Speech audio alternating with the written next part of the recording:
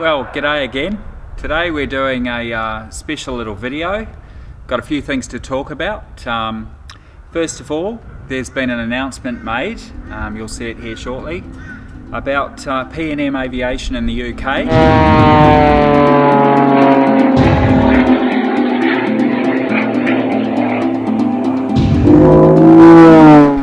They have a buyer, apparently. This is what he said. Barring mishaps, P&M should have a new owner within days. Roy Steptoe, the owner of Caernarfon Airport. I have made a bid and I will be visiting the company next week to check exactly what's in stock, Roy told Microlight Flying magazine.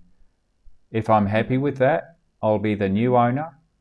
The first step is to make sure we keep existing aircraft flying and all the owners happy, then to resume production of aircraft.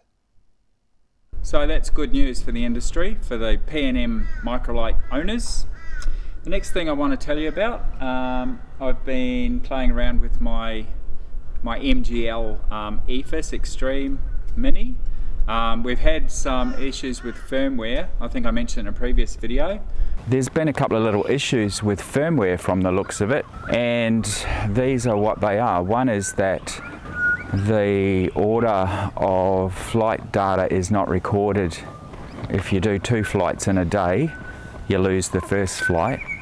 It only remembers the last flight of the day, and the last flight of the day is the return home normally, so you lose your flight to the destination data, which includes the GPS data. So that's a problem. The way it's sorted in the Enigma software that you use to extract the KML file for the Google Earth, or looking at it on the maps, the data is sorted out of sequence. It's not in date order. So you sort of like 2018 is mixed up with 2019. And the other major concern that I really had was, so when it records the date of a flight, so say today, what's today's date? Today's the 8th of June. And now you know how long it took me to get this video online, don't you?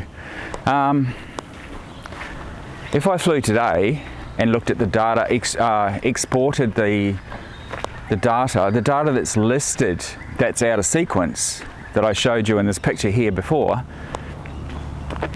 the date recorded for the flight is 1 day ahead of the actual flight.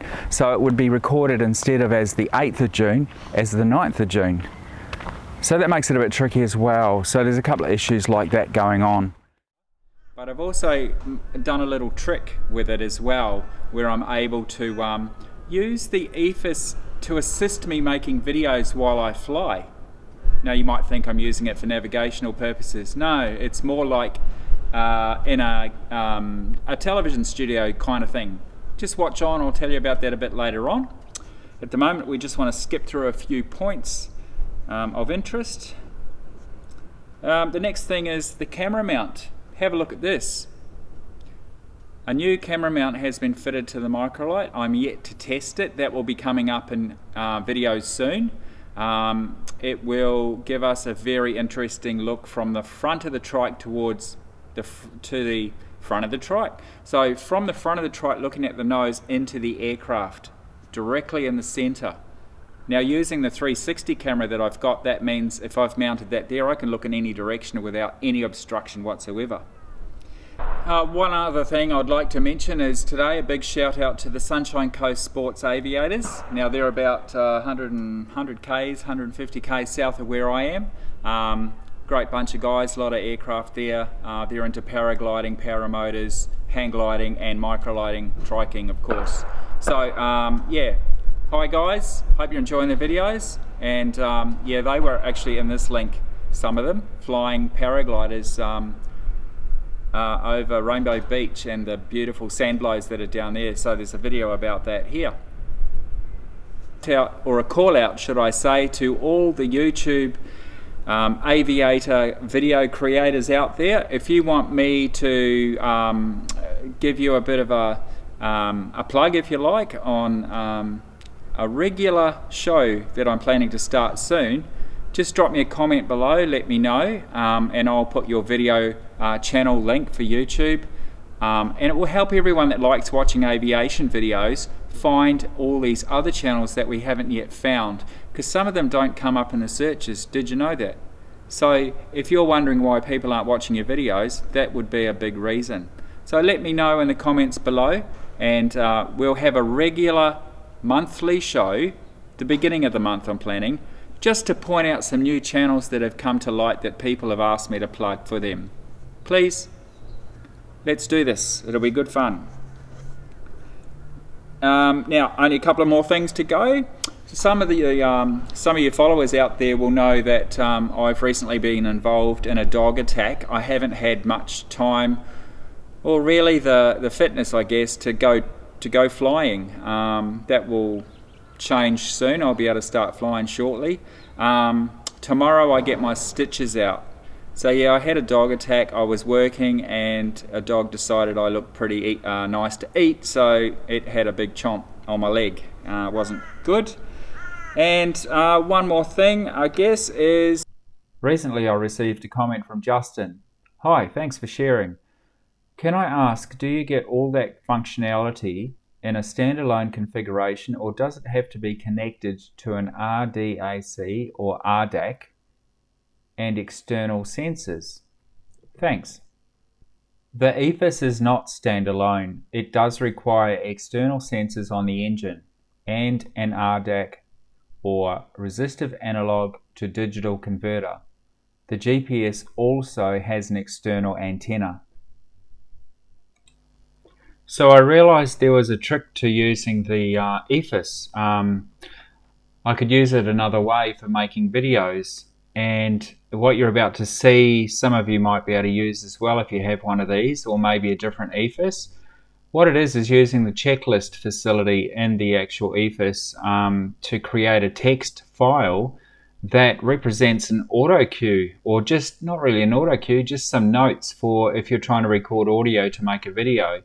So in this part here, I'm actually creating a text file. You can create this anytime, copy and paste it, as long as the lines aren't too long and there aren't too many lines. Once you've created and formatted it and checked that your list of notes is good to go, all you've got to do then is paste it, save the file with an appropriate name for your checklists, put it on the memory card that goes into the EFIS, and once you load it into the EFIS, all you've got to do then is what follows.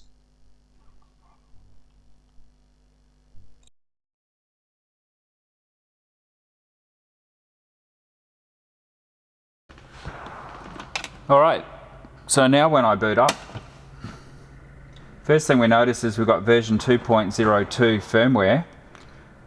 That's important. I need to report that back to MGL, just to make sure that we do understand each other, because I have an issue on the website that they only list the latest firmware as 2.01.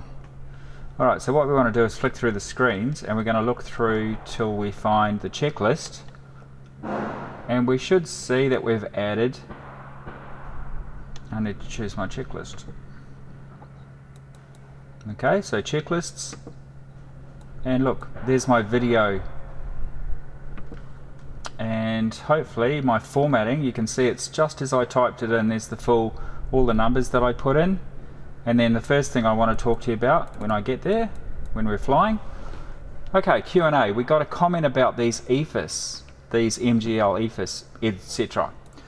We made a review, see the link below. Thoughts of EFIS after a year, leads me onto an issue or two, and then we've got the issues, and there you go. So now I have what's called an auto cue in the microlight. So when I'm flying, I don't forget to tell you anything. Pretty cool, hey? Excellent. Anyway, I'll put that back to the original checklist. And that would be sparkles. And there's my checklist for flying. Well, actually, that's it. So stitches out tomorrow. Work's been busy, and I hope to get another video. Hopefully this one will be out soon. If you're watching it, it already is out then, obviously. And watch out for when I go flying with this new camera mount, and let's look for subscribers. creators that will produce videos, we're all looking for subscribers. Now, if you don't understand why, it's quite important that people creating videos can achieve 1,000 subscribers, and then we start getting a little bit. It's not much. Everyone thinks we get paid too much as YouTube creators, but the serious thing is there won't be much, but it might be enough to help me with flying and to cover some of my fuel costs to enable me to make these videos. There's camera equipment, there's time, there's editing, there's computers, there's software, you name it. Maintenance on the aircraft, there's hangarage, there's aero club fees, there's membership fees for insurances and stuff like that. There's a lot of costs.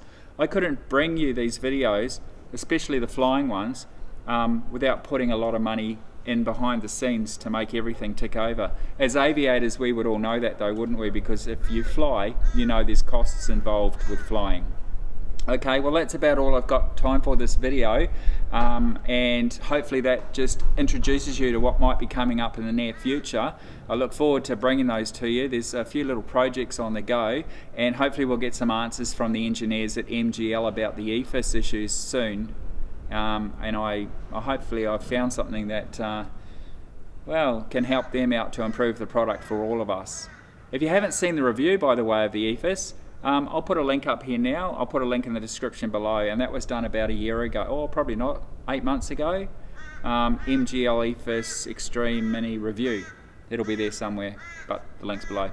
Thanks for watching, and hope you like this video, because I'm using new software this time. Well, at this stage I think I will be, and I hopefully will have, and it's DaVinci Resolve. There's a free download, it's free to use, and if you want to pay for use, buy the actual program and use it with a higher level capability, that's you're more than welcome to do that as well. So I'm exploring that software at the moment. It looks very good, and pretty slick actually. Okay, enough. See you later. Bye for now. Bearer traffic, truck 6340, enters, lines up, rolls runway 12, bearer traffic.